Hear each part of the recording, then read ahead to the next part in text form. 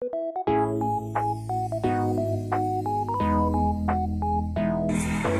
morning everyone. I'm here to present my reflections on each chapter of the organizational management.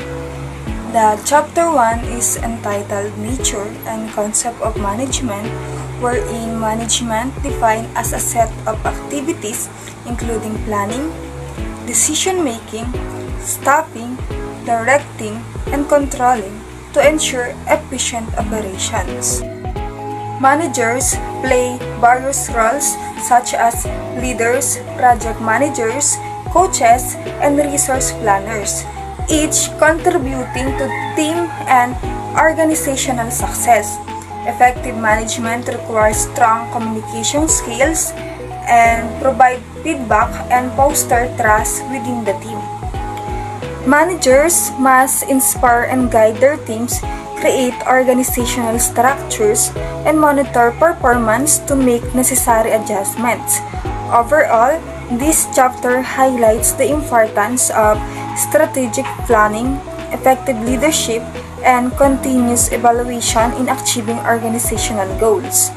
Also, it highlights essential managerial skills such as organization, delegation, time management, problem-solving, decision-making, and leadership. Managers must prioritize tasks, delegate effectively, balance multiple priorities, and inspire their teams. In addition, it also discusses the evolution of management theories, including classical, behavioral, quantitative, and modern management theories. Classical management theory focuses on systematic work processes, while behavioral management theories emphasize the importance of human behavior in enhancing teamwork and unity.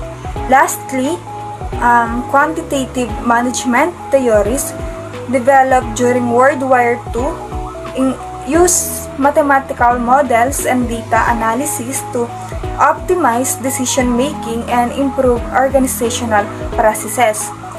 Understanding these skills and theories helps managers lead effectively and contribute to organizational success.